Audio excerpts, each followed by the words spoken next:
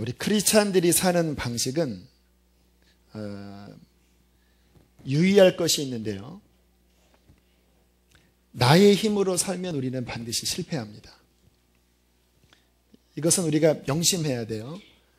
내 가족을 만나든 내가 직장에 다니든 지금 내가 겪는 그 어려움을 이겨나가는 그 주체가 내가 그것을 이겨나가려고 한다고 한다면 반드시 실패합니다.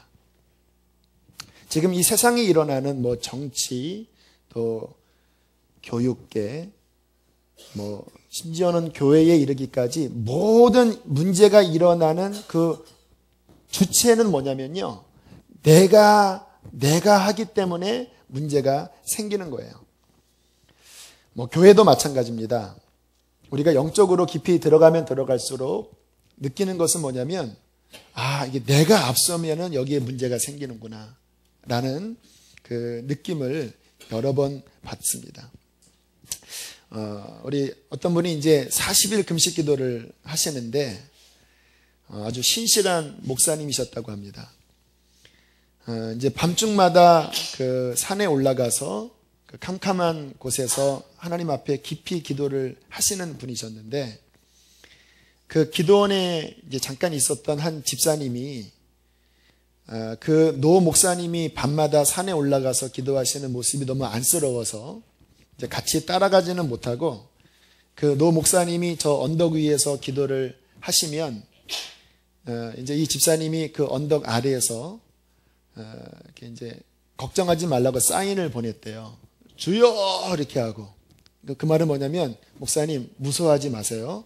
내가 밑에 있습니다 하고, 조금 이제 시끄러울 만하면, 좀 조용할 만하면 주여 주여 이러면서 그 노 목사님을 안심시켰다고 합니다. 잠깐 화어링 나네요. 그리고 이제 얼마 지나지 않아서 그 노 목사님이 내려오시면서 하시는 말씀이, 자네 고맙긴 하는데 좀 방해가 됐네 그러더래요.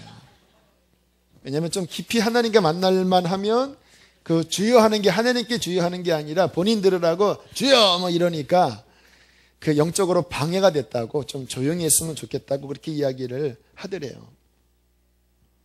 여러분, 굉장히 의미 있는 이 두 분과의 대화예요. 그러니까 나로서는 뭔가 그분을 도와드린다고 했는데 실상으로는 그게 하나님의 마음으로 한 것이 아니라 내 인간적인 마음으로 했기 때문에 그게 도움이 안 되는 경우가 많이 있다는 거예요. 저 같은 경우는 신앙생활을 하다가 한번 몇 번 깊이 제 마음을 좀 회개하고 근신하는 시간을 몇 번 하나님께서 허락하셨어요. 그런 시간을 가지니까 좀 얼굴도 우울하게 보이고 또 말도 하지 않고, 근데 저에게는 필요한 시간이었습니다. 왜냐하면 좀 제 마음을 더 깊이 깨트려야 됐거든요.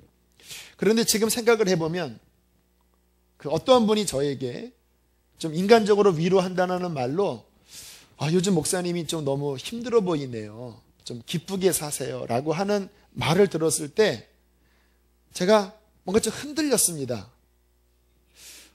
내가 이렇게 좀 뭔가 근신하는 모습이 별로 저분한테는 이게 좀 안 좋게 보이는구나. 그리고 다시 제가 이렇게 좀 원래대로 좀 표정을 밝게 하려고 하는 순간 주님이 제 마음속에 주셨던 그 회개하는 마음이 사라져버리더라고요.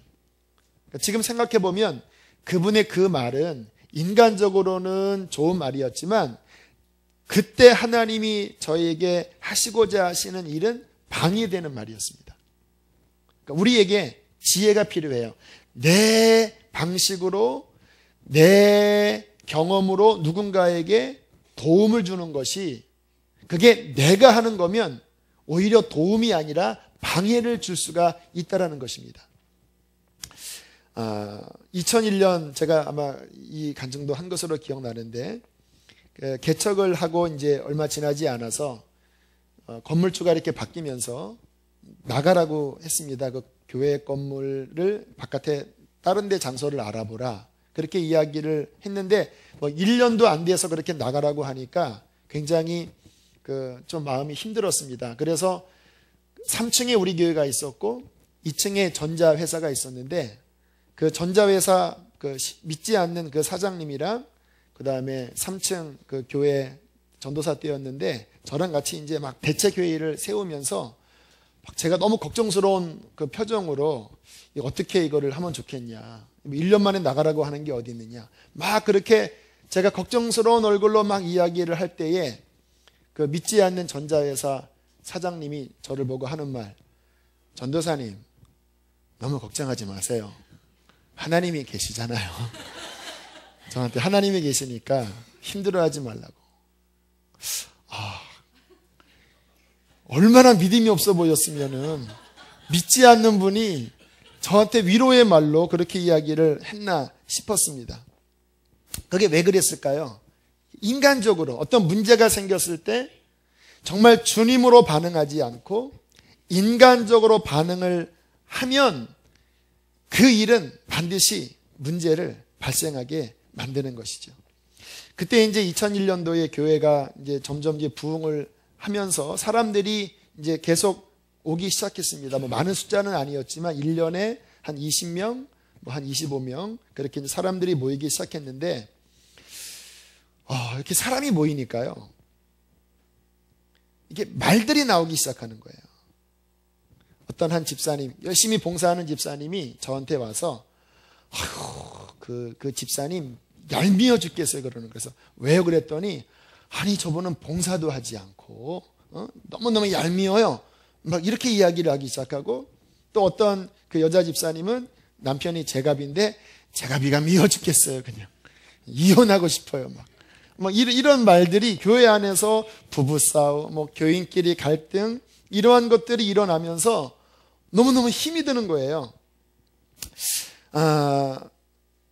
제가 그때는 그 문제가 무엇인지는 내가 파악을 못했는데 지금에 와서 제가 그 문제가 뭔지 알 것 같아요. 자아의 소리들이었습니다. 제가 그 전자회사 사장한테 한 말도 자아의 말이었고 또 교우들끼리 서로 사람이 모이면서 부부관계나 또는 교우 간의 관계에 일어났던 그 모든 것의 원인은 자아의 소리였습니다. 여러분, 우리는 자아가 나타나고 자아가 앞서면 가정에서나 교회에서나 직장에서나 어디에서나 반드시 문제가 생겨요. 과거와 현재와 미래의 모든 문제의 원인은 무엇이었냐면요, 바로 나와 여러분의 자아에서 나오는 그 행동과 생각과 말 때문에 문제가 생겼던 것입니다. 이제 우리 크리스찬들이 이 땅을 살아가는 크리스천으로서의 유일한 삶의 방식은 무엇일까요? 그것은 자아로 살아가는 것이 아니라 나를 부인하고 오늘 말씀처럼 오직 예수님으로 살아갈 때에 우리는 승리하게 되는 것입니다. 진정한 신앙생활이라는 것이 뭐냐면 내가 나가지 않고 내 안에 계신 주님이 나가게 하는 거예요. 언제 이깁니까? 시험을 언제 이겨요? 가정의 문제를 어떻게 이겨요? 교회의 여러 가지 갈등들을 어떻게 극복합니까? 내 자아가 나아가지 않고 내 안에 계신 주님께서 나갈 때 우리의 가정이나 우리의 삶의 모든 영역을 반드시 승리하게 될 것입니다. 오늘 우리 간증한 우리 도희자매가 지금 제가 말씀드린 이 부분에 대한 영적인 궁금증이 있었습니다. 과연 내가 죽고 내 안에 예수로 산다라고 하는 그 의미가 무엇일까? 여러분, 복음은 바로 그 문제의 원인이 되는 내가 주님과 함께 죽고 이제 내가 세상에 사는 것은 내 안에 계신 예수님으로 산다라고 하는 것이 복음이잖아요. 그렇게 알고 믿으십니까? 이 부분을 정말 지식으로만 머물러는 것이 아니라 정말 내 삶에 하나님, 그럼 나도 살면서 예수님을 믿는다면 내가 내 자아로 살지 않고 정말 나도 예수님으로 사는 이 삶을 나도 경험하길 원합니다. 이 영적인 목마름이 우리 안에 있어야 합니다. 우리가 살다 보면 우리 도의자매, 우리 형제 간에 많이들 그런 갈등이 일어나잖아요. 저도 어릴 때 우리 누님과 아무튼 막 그냥 확 하면서 얼마나 많이 싸웠는지 몰라요. 막 그냥 확 침도 뱉고 막 누나랑 막 머리끼리기도 막 자꾸 하면서 뭐 다 그렇게 사는 게 우리 형제자매 관계인데, 뭐 가정에서나 또 부부 관계에서나 또 인간관계에서 제일 힘들게 하는 경우가 뭐냐면 이렇게 속을 긁는 거예요. 이렇게 남들이 보면은 별거 아닌데 그 둘 사이에 일어나는 이 감정적인 이 격동이 있습니다. 굉장히 힘들어요. 그 사람이 말만 하면 막 속을 건드니까 남편일 수도 있고 아내일 수도 있고 심지어는 아이일 수도 있죠. 그렇게 내 육신이 격동될 바로 그때에 지금 제가 말씀드린 또 우리 도희자매가 간증한 것처럼 나 자신의 그 감정과 마음을 포기하고 부인하면서 정말 내 안에 계신 예수님의 마음을 구하고 내 생각에 잡히는 것이 아니라 정말 내 안에 계신 예수님을 붙잡으려고 하는 이 경험이, 이 믿음의 실천이 우리에게 반드시 있어야지 승리하는 것입니다. 머리로는 복음을 알아도 막상 누가 내 속을 긁으면 이게 막 자아로 반응하는 거예요. 막 똑같이 화내고 그러면서 야 나는 예수 믿어도 소용이 없네 좌절하잖아요. 내 속에 그 육신의 혈기 또 좌절, 낙심 이러한 격동이 바로 일어나는 그 순간에 한 발짝 뒤로 물러나서 주님 내가 나로 반응하지 않겠습니다. 주님 내가 화가 나지만 주님 내 감정으로 나타나지 않겠습니다. 나는 주님과 함께 죽었습니다. 그 순간에 이 고백을 하는 것은요 머리로서는 쉽게 아는데 그 상황이 되면 그게 잘 돼요 안 돼요? 진짜 안 돼요. 저도 잘 안 돼요. 그때는 막 내 자아가 얼마나 강하게 나를 막 이끄는지 내 머리에 아는 그 복음의 지식이 거의 생각나지 못할 정도로 나를 점령해 버립니다.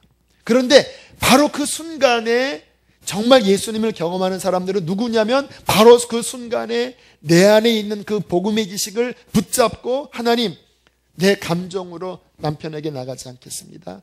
내 감정으로 내가 아버지 반응하지 않겠습니다라고 하는 그 훈련을 한 사람, 그 경험을 매 순간마다 하는 사람이 정말 예수님의 놀라운 승리를 경험하는 사람이 되는 것입니다. 제가 좋아하는 한 예화가 있습니다. 그 안젤로라는 그 이야기인데요. 그 안젤로의 이야기가 이렇게 진행이 됩니다. 이분은 귀머거리로 태어났대요. 학대받았고 어둡고 추운 골방에 갇혀서 지내다가 8살 때 당국에 의하여 발견되었습니다.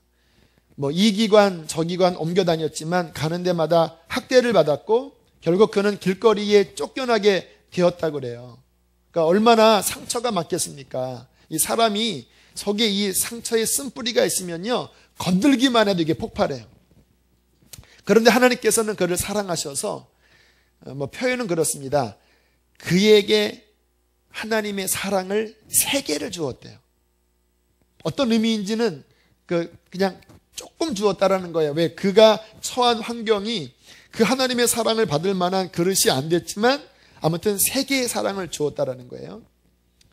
그런데 그는 그 사랑의 3개를 붙잡고 마지막까지 힘을 동원해서 자신 안에 끓어오르는 분노와 싸운 끝에 어떤 문제를 이겼대요. 여기서는 뭐라고 이야기를 하냐면 고양이가 한 마리 있는데 화가 나서 막 발로 차버리고 싶었는데 하나님이 허락하신 그 3개의 사랑을 막 있는 힘을 붙잡고 결국 고양이를 발로 차지 않고 그렇게 지나갔다라는 거예요.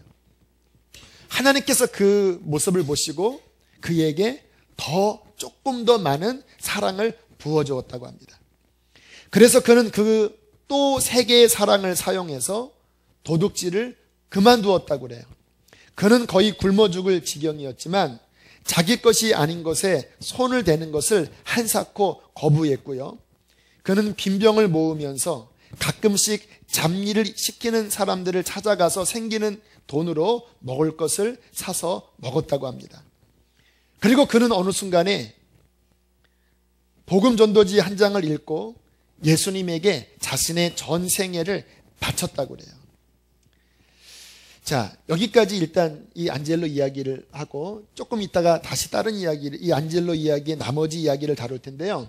그 예수님께서 이 안젤로에 대한 이야기를 하시면서 하나님이 안젤로를 인정하신 부분이 뭐였냐면 큰 게 아닙니다.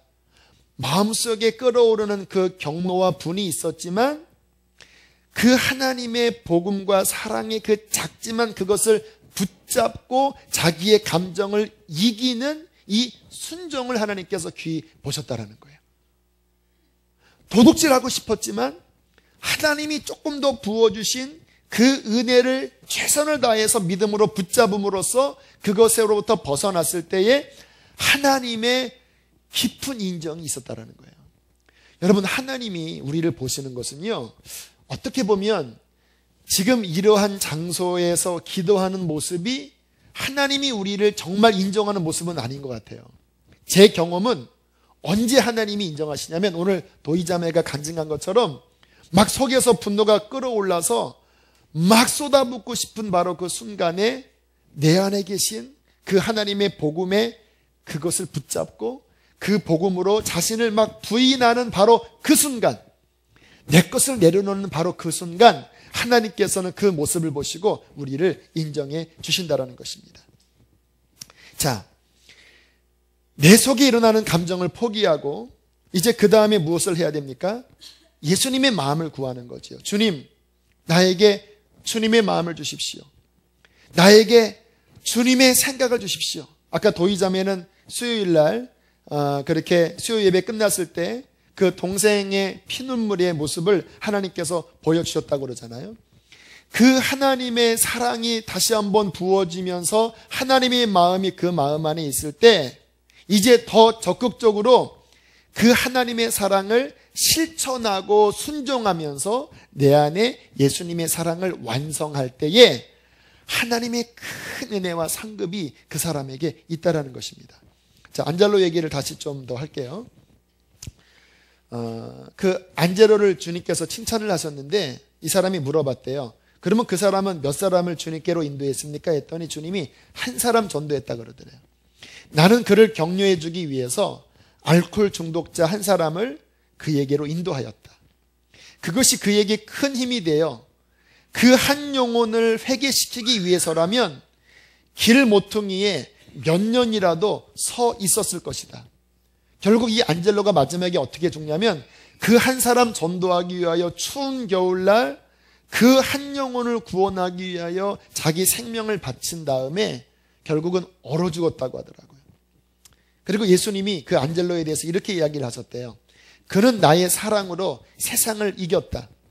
그토록 적은 것으로 그렇게 많이 이겼던 사람은 너무 적었다.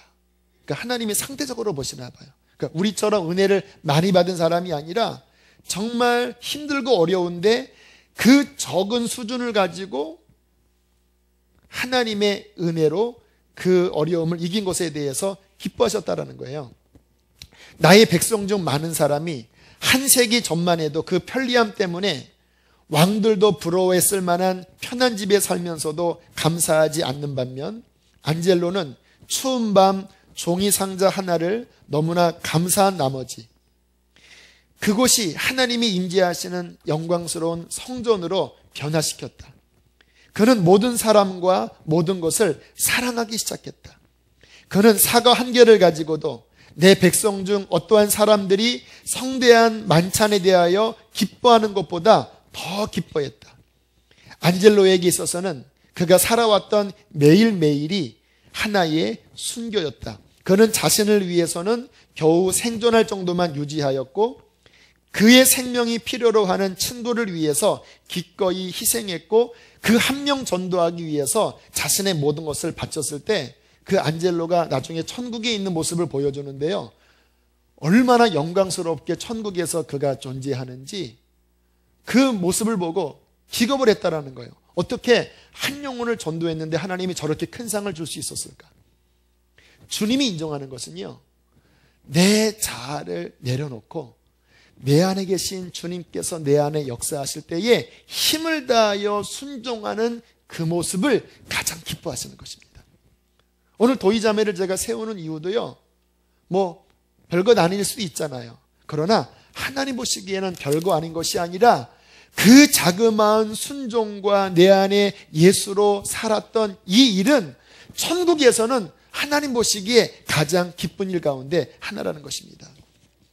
자, 그러면 어떻게 우리가 정말 이 안젤로처럼 또 우리 도이자매처럼 우리의 삶에서 우리가 알고 있는 그 복음의 삶을 살 수 있을까요? 자, 먼저 우리 신앙생활에 다시 한번 복음의 기초를 좀 더 명확하게 해야 될 필요가 있습니다. 여러분, 우리 교회의 첫 번째 비전이 복음이잖아요.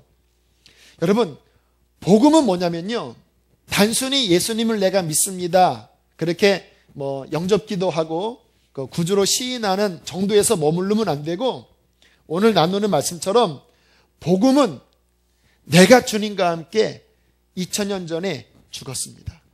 이 부분에 대하여 명확하게 내 마음속에 새기셔야 돼요. 그리고 복음은 무엇입니까? 이제 나는 내 안에 계신 예수님으로 살아갑니다. 이 부분에 대하여 명확하게 새긴 다음에 나의 삶에 부딪히는 모든 일 가운데 이 복음을 적용하기 시작해야 돼요. 저는 날마다 십자가를 붙잡고 살아갑니다. 물론 제 목에 십자가가 있는 것이 아니에요. 그러나 제 마음속에는 십자가가 있어요. 때로는 낙심스러운 일도 있고, 때로는 교만스러운 생각도 막 들어요. 때로는 막 제 힘으로 막 버거운 일들이 막 닥칠 때마다 기도하면 꼭 요즘 따라 제 마음속에 들리는 음성이 뭐냐면 십자가를 붙잡으라예요. 십자가를 붙잡으라. 그러면 기도하면서 제 마음에 십자가를 이렇게 하나 그립니다. 그리고 온 마음으로 붙잡아요. 왜 붙잡는지 아세요? 주님, 낙심하는 저는 주님과 함께 죽었습니다. 하나님, 지금 제 속에서 일어나는 격동하는 저는 주님과 함께 죽었습니다. 그렇게 십자가를 매 순간마다 붙잡아요. 오늘도 이 앞에서 말씀 준비하면서 주님이 생각나게 하시는 말씀, 십자가를 붙잡으라. 우리는 예수를 믿었어도 우리가 이 땅에 살아갈 동안에 끊임없이 육신의 생각이 끊임없이 올라와요. 참 왜 그런지 몰라요. 끊임없이 올라와요. 이 교회에서도 끊임없이 육신의 생각들이, 그 말들이 울려 퍼져요. 그럴 때마다 하나님께서 원하시는 것은 뭐냐면 그 육신의 소리에 귀를 기울이지 아니하고 또 십자가를 붙잡으면서 그 내 안에 있는 육신을 십자가에서 처리하는 것, 하나님께서는 그 사람을 기뻐하시는 것입니다. 이렇게 내 생각을 십자가에서 죽이고 그리고 주님을 바라보기 시작하면 그 다음에 조금씩 제 안에서 일어나는 것이 뭐냐면요, 내 안에 계신 예수님의 마음, 예수님의 생각입니다. 처음에는 예수님의 생각이 잘 드러나지 않아요. 오늘도 이 시간을 위해서 중보를 하는데 영 마음이 이렇게 확 안 풀리는 거예요. 교우들 마음속에 뭔가 영적으로 메마름이 있는 것이 느껴지는데 어떻게 기도를 이끌지를 모르겠어요. 제가 할 일은 무엇입니까? 십자가 바라보고 주님, 어떻게 인도할지를 좀 말씀해 주세요. 9시쯤 되면 제가 올라와서 이제 기도회를 이끌어야 되는데 주님, 제 방식으로 하지 않고 주님이 제 속에서 말씀하신 그 말씀으로 제가 이끌겠습니다. 여기 올 때까지 안 떠올라요. 그런데 거의 마지막 때 가서 주님께서 보여주신 마음, 우리 안에 있는 무거운 짐과 힘든 것들을 주님 앞에 맡기라는 이 희미하지만, 주님이 이 자리에 앉았을 때 제게 말씀하셨거든요. 희미하지만 주님이 너에게 준 그 나의 마음, 그 영감을 그거 붙잡고 그냥 순종하면서 나아가라. 밑에까지 안 떠올라왔거든요. 이 자리에 올라오니까 하나님이 마음을 주시는 거예요. 이게 우리의 삶이에요. 내가 이 사람에게 어떻게 대할지, 이 일을 어떻게 대할지 모르겠어요. 그럼 우리는 무엇을 해야 됩니까? 십자가 바라보면서 내 자아의 생각을 못 박는 거예요. 이미 2000년 전에 주님과 함께 죽었다라고 바라본 가운데, 그리고 주님의 마음을 잠잠히 기다리면 주님께서는 원리로 말씀하시는 것이 아니라, 내 머릿속에서 경험했던 것을 말씀하시는 것이 아니라 주님을 계속 바라보면서 나아가면 그 상황에 하나님의 필요한 전혀 다른 그분의 마음을 부어주십니다. 동생이 피눈물 흘리며 그 모습을 어떻게 자기가 상상한 것이었겠습니까? 주님 바라볼 때 하나님이 그 마음을 주시고 그 하나님의 마음으로 순종하며 나아가면 그때 주님이 함께 역사해 주시는 거예요. 어제 제가 신방을 했습니다. 우리 교회에 천사 같은 집사님이 그 동생이 그 뇌종양에 걸려서 그 수술을 하고 또 뭐 삶의 아주 많은 부분에 망가져 버린 분이에요. 수술을 계속해야 됩니다. 또 무릎 관절 수술을 하고 또 무슨 수술을 하고. 그런데 그 언니 되시는 집사님이 우리 교회 집사님인데 그 동생의 구원을 위해서 정말 선교적인 마음으로, 이분이 선교사에 대한 꿈이 있는데 그 한 동생의 영혼의 구원이 한 민족의 구원이라고 생각하고 그렇게 동생을 돌보는 거예요. 그런데 이 동생은 상처가 많고 마음이 거칠어져 있기 때문에 토요일만 되면 교회 가기 싫다고 그러고 막 언니의 막 속을 긁어놓는 그러한 이야기를 했다고 그래요. 어제 이제 좀 멀리 저 만산까지 신방을 가는데 말씀이 안 떠오르는 거예요. 왜냐하면 믿음이 없는 분이니까 무슨 말을 해야 됩니까? 공영주차장에 차를 세우고 내려오면서 하나님 무슨 말씀 전해야 될지 모르겠어요. 그리고 기도하는데 주님이 제 마음속에 응답을 주시더라고요. 내가 너와 함께 하겠다. 내가 너에게 말을 주겠다. 그리고는 아무 생각이 안 나요. 그러면 제가 할 일은 무엇입니까? 내 생각 십자가에 못 박고 계속 주님 바라보는 것밖에 없지요. 그리고 그 병실에 들어갔더니 반갑게 저를 맞아주더라고요. 반갑게. 그래서 이분의 마음이 좀 열리시나? 그리고 앉아서 뭐 이런저런 이렇게 이야기를 하는데 얘기를 들어보니까 너무 마음이 거칠어 계시고 그리고 상처도 많고 그 마음이 이렇게 힘들어서 거기에 그냥 일반적인 뭐 그렇게 말씀을 전했다가는 하나도 안 통하겠어요. 막 그러시더라고요. 본인은 막 교회 가는 것도 너무 싫고 언니의 속을 긁어서 나를 좀 그냥 내버렸으면 좋겠다. 나를 좀 내버려두면 좋겠다. 그런데 제가 주님 바라봤을 때 주님이 저에게 말씀하셨잖아요. 내가 너에게 말을 주겠다고.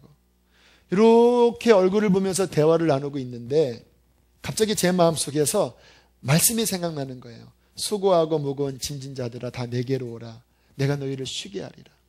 그러면서 제가 그 자매를 보면서 이야기했습니다. 자매님 삶에는 참 무거운 짐이 많고 힘든 게 많네요.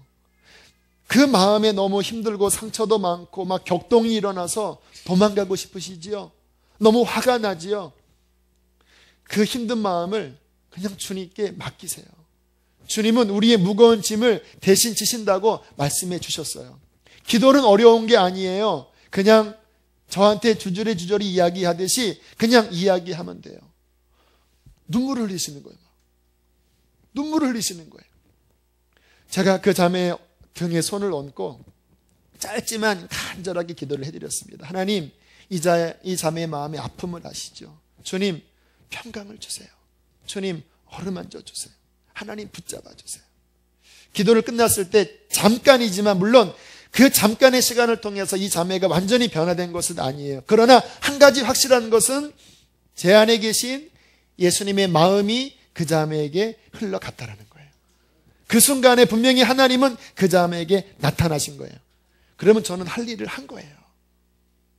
하나님께서 우리에게 원하시는 삶의 스타일이 바로 이러한 모습이라는 거예요. 내 힘, 내 경험, 내 감정이 아니라 끊임없이 주님을 바라보고 내 생각은 주님과 함께 십자가에 못 박고 하나님, 내 속에서 주님이 이 사람에게 만나주세요. 나를 통하여 주님이 나타내주세요. 상처 입은 자, 아파하는 자, 내 속을 긁는 자, 내가 나가니까 부딪히고 아프고 깨지잖아요. 주님께서는 여러분의 가정 가운데, 여러분의 모든 삶 가운데 여러분을 통하여 주님이 나타나기를 원하십니다. 주님이 나타나면 그 상대방은 여러분 때문에 위로를 받을 수 있는 거예요. 여러분 때문에 삶의 소망을 발견할 수 있는 거예요. 왜? 내가 나가는 것이 아니라 내 안에 계신 주님이 나가기 때문인 것입니다. 요즘 새벽 기도 시간에 에베소서를 나누고 있는데 주님께서 에베소서를 통해서도 복음을 하나님께서 또 활짝 열고 계셔요. 오늘 감사하게 새벽 기도에 우리 교우들이 많이 안 나오셨더라고요. 아마 이 시간에 이것을 공증하기 위해서 그러셨던 것 같아요. 감사드립니다. 오늘 에베소서의 말씀은 뭐였냐면요, 이 말씀이었습니다. 우리의 마음의 눈을 밝히사 우리 안에 부어주신 하나님의 그 능력의 지극히 크심이 어떠한 것을 너희로 알게 하기를 원하노라. 여러분, 우리 안에 하나님의 엄청난 능력이 들어있습니다. 그것은 뭔지 아세요? 바로 예수의 부활 생명입니다. 여러분, 예수님께서 사망 가운데 이렇게 무덤에서 일어나셨을 때 하나님의 강력한 권능이 그 사망 가운데 계셨던 그 예수님의 그 육신과 영혼 속에 들어가서 그 사탄과 죄와 그 세상 권세를 하나님의 강력한 부활 권세가 깨트려버리고 부활시켰거든요. 그 믿으시죠? 그런데 성경은 뭐라고 말씀하냐면 이 하나님의 엄청난 권능이 예수님에게서만 역사한 게 아니에요. 성경은 뭐라고 말씀하시냐면 허물로 죽은 우리를 그리스도와 함께 그 예수님이 부활하실 때 그 부활 생명이 예수님에게만 역사한 것이 아니라 죄와 사망 권세에 죽어 있었던 저와 여러분의 영혼 가운데 똑같이 그때 역사했다라는 거예요. 지금 우리가 이 자리에 있는 것은 우리가 잘나서 있는 것이 아니라 그 주님의 부활 생명이 우리 안에서 역사했기 때문에 우리는 이 자리에 있는 거예요. 우리는 엄청난 능력을 갖고 있습니다. 예수님을 부활시킨 그 생명의 능력이 우리 안에 있어요. 그래서 내가 나가려고 하면 부활 생명이 역사하지 않지만 나를 십자가에서 쳐버리고, 그러잖아요. 이렇게 야 나와 애들은 가 나와. 이 별것도 아닌 내가 나가려고 하니까 주님이 뒤로 물러서시지. 나는 쳐버리고 십자가에서 쳐버리고 매 순간 주님 바라보면서 주님 말씀해 주세요. 주님 내 앞에 가주세요. 그렇게 끊임없이 주님을 의지하면요, 내 안에 계신 그 지극히 큰 주님의 부활의 능력이 저와 여러분의 모든 삶에서 그 사망 권세를 깨뜨리실 것입니다. 이기게 하실 거예요. 어떠한 좌절도 주님은 이기게 하실 거예요. 할렐루야. 여러분의 당면한 모든 것을 주님은 감당하게 하실 거예요. 왜냐하면 그 부활 생명이 우리 안에 있기 때문에 그래요. 나는 죽고 이제 내 안에 예수는 살고. 저는 우리 교회가 이 복음의 신앙 위에 굳건하게 서기를 원합니다. 첫 번째 비전, 복음으로서 영혼을 구원하는 교회. 이 복음으로서 성도들의 삶이 서로 인간적인 것이 부딪히는, 육신이 막 부딪히는 교회가 아니라 정말 우리 안에 예수님의 향기가 충만하게 흘러나가는 그런 교회가 되기를 원합니다. 여러분, 그 성전 지을 때 솔로몬이 그 성경에 보면 망치 소리와 정소리가 성전 지을 때 들리지 않았다라는 말씀 기억나십니까? 그 망치 소리가 뭐냐면 인간의 자아의 소리예요. 교회 안에서, 가정 안에서 자아의 소리가 들리는 것이 아니라 우리 안에 계신 예수의 생명만이 흘러 넘칠 때에 이 교회를 통하여 하나님의 영광이 드러나게 될 것입니다. 우리 옛사람을 십자가에 함께 못 박고 이제 내 안에 계신 그 예수님의 살아계심, 그 예수님의 능력, 그 힘을 의지한다면 그 능력으로 우리는 이 시간에도 이기고 승리하고 극복하게 될 줄로 믿습니다. 아멘. 이 시간 함께 찬양하고 기도하겠습니다. 우리가 많이 불렀던 찬양이지요. 주의 손에 나의 손을 포개고 주의 발에 나의 발을 포개요. 신앙생활을 하면 할수록 느끼는 것이 많이 아는 것보다 하나라도 내가 정말 붙잡는, 실천하고 순종하는 것이 중요한 것 같아요. 오늘 나눴던 이 복음의 진리가 여러분 것이 되기를 원합니다. 머리가 아니라, 지식이 아니라 정말 내 심장에서, 내 삶에서 안젤로처럼 힘을 다하여 그 복음이 나의 삶을 뚫고 나가기를 원해요. 이 찬양 고백하시면서 주님, 좌절하고 계십니까? 힘들어요? 삶이 무겁습니까? 화가 납니까? 주님, 주님과 함께 죽었습니다. 내 자아는 더 이상 소리내지 않을 것입니다.